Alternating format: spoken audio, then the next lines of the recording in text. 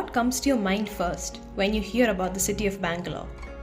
Tall corporate buildings, IT parks, or even pubs, clubs, and high-end restaurants. But rarely does the person picture villages, small towns, and daily wage laborers. Bangalore is home to people from all walks of life, and the coexistence of this diversity is what makes the city so bustling and popular. Thus, one can find various structures throughout the city that are shaped by these differences. The Jedi Mara junction on the Banagata road is a location that personifies this paradoxical relationship. But this might lead you to wonder, what is so paradoxical about this location? What makes it worth looking at? Vega City Mall, a popular shopping complex most Bangaloreans are familiar with, is situated at this junction. Barely a few meters apart lies one of the largest slums of the city, the Jedi Mara slums. In a junction decked with resto bars, brew parks, and opulent condominiums that cater to the needs of the economically comfortable population, lies a labyrinth-like stretch of quaint houses that houses daily wage laborers, small business owners, and their families. How do these opposing structures coexist within the same geographical location? What led to the formation of such a spatial paradox? And how do they operate within larger society? This documentary aims to unravel the intricacies of this space using Foucauldian notion of heterotopia and see how the glamorous buildings that circumscribe the Jedi Mara slums and transform it into another. Looking at the space of the slum, at first glance anyway, one actually misses the slum altogether. Your sight automatically moves to Vega City or Green Park, since they kind of catch your attention from almost half a mile away. The more you take the road, the more you get used to the marvels, and in about 200 meters, you actually perceive this little stretch of pocket. The junction gets its name from Jedi Mara, referring to cashew trees that once lined up at the intersection. The trees are now juxtaposed with the high-rises that have quickly transformed it into a major landmark of the city. The slum has temporary houses and settlements, which number up to about 2,200, with people from all across the city as well as from different regions of South India. Unlike a rural slum, one spots many instances of urbanization pervading into the daily lives of the dwellers, with their fluency in the outsider's language of English and Hindi, and even in their occupation and lifestyle. The slum presents a multitude of meanings and worlds. For those who traverse its alleys every day, and for the onlookers peering through the windows of their houses. To decode these meanings, we will be making use of the Foucauldian theory of heterotopia, which sees spaces as not just physical constructions, but as sites of immense sociocultural complexities.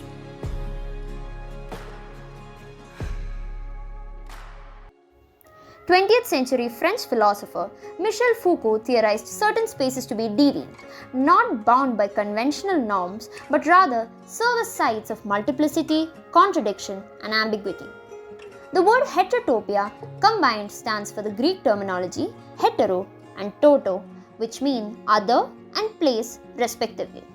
Things which are unsettling or hold more relationships or connections to the external than meets the eye are defined to be heterotopic structures. He describes 6 principles with their own subcategories of spaces that possess an anomaly or present a conflict between the normative order of the society. Principle 1. It states that all cultures have heterotopias. They occur as crisis heterotopias, which are temporary spaces that emerge during times of upheaval or transition. Basically, spaces where significant acts of life occur. Principle 3. Heterotopia can be a space that juxtaposes multiple places. Like a mall is not only a place where a variety of brands are on display, but it is also a space that illustrates the commercialization of people's needs, wants, and desires. Similarly, the slums represent several juxtaposed spaces within itself, like big and small houses, shops, stores, schools, and other places. The 4th principle talks about how heterotopias allow time to coexist or even bend its course. We see these through the existence of heterotopia of festivities, where festivals or fairs give one a break from the mundane, giving the illusion of time moving faster or slower. The fifth principle states that heterotopias are particular about entrances and exits. Public places have certain routines to be followed, upon which one must provide entry or acceptance. Principle 6. Heterotopias expose the life places. This is how it presents itself as a contrast to utopia, because however unreal these places seem to be, they all come back to the realities of life. Heterotopias are temporary choices, not unchanging realities. The heterotopia of illusion and compensation reaffirms this idea where places like brothels and earlier British colonies, in Foucault's words, exist as the other to the normative.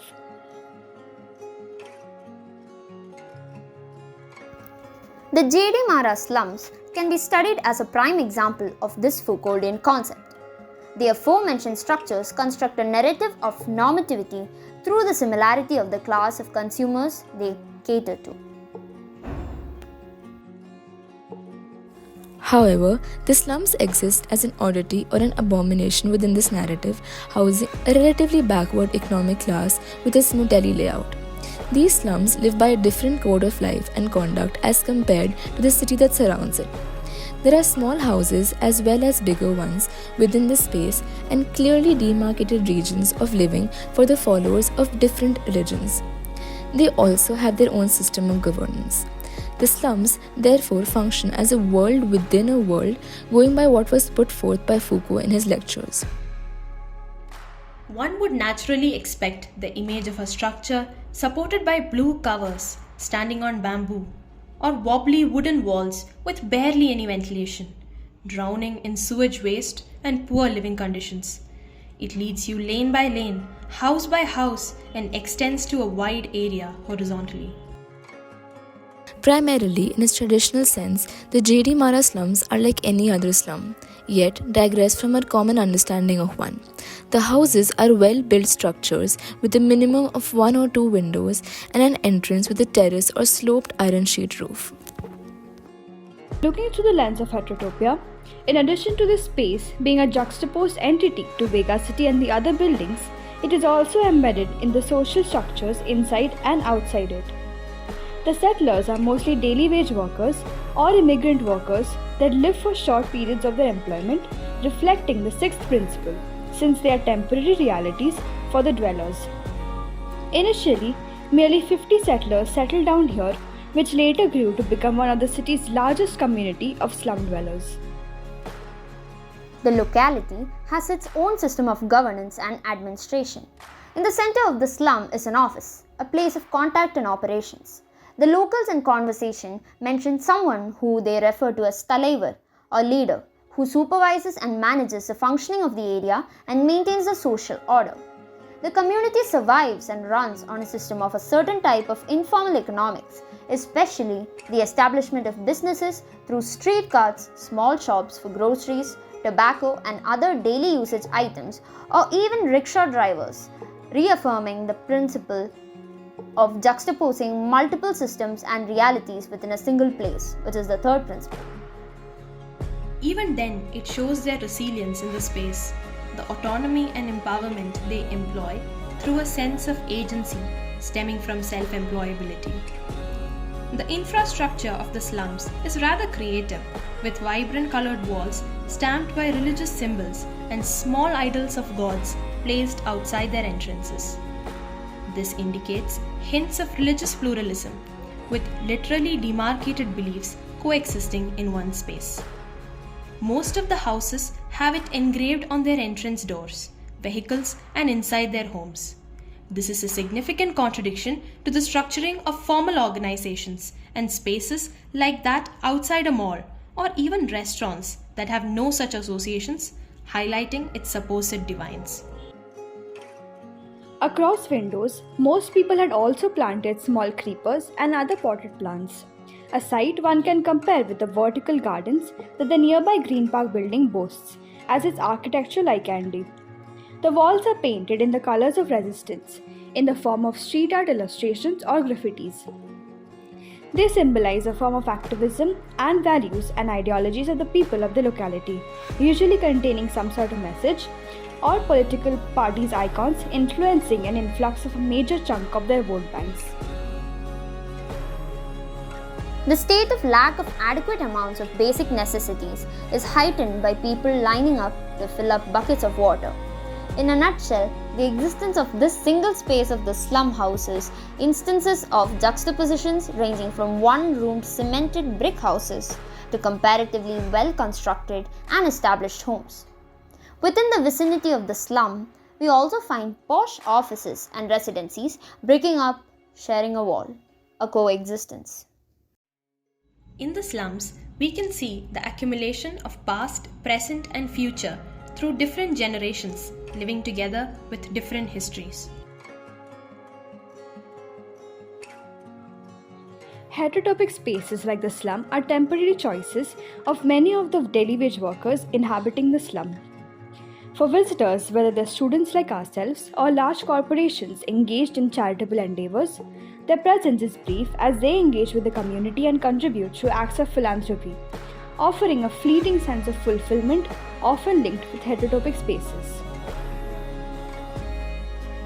Our reading also revealed to us the nature of the wall being a break or a separation between normal and the other, yet mimicking aspects of each other, much like a distorting mirror. Through our documentary, we've unraveled a compelling narrative surrounding the idea of juxtaposition and complexity in and around Jedi Mara slums. Foucauldian heterotopia has further allowed us to delve deeper into the social, cultural, and economic structures at play.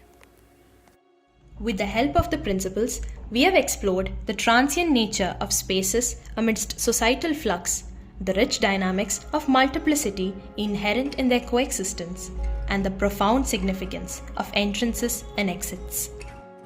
The Jedi Mara slum emerges in response to social and economic crises, such as unemployment and lack of affordable housing. The slum emerges as a pertinent live application of the principles laid down by Foucault, posing as a site of social critique owing to the situational accent it breathes in. It breaks the conventional understanding of a typical metro city street, precisely our understanding of a space surrounding well-established public spaces like malls and restaurants. Our documentary underscores the richness and complexity of urban landscapes, urging people to look beyond what is shown to us and rather engage with it critically as a space that is collective in its coexistent nature. This allows us to read a space in its true unconventional manner, which further branches into new ways of engaging within and around a space using theoretical frameworks.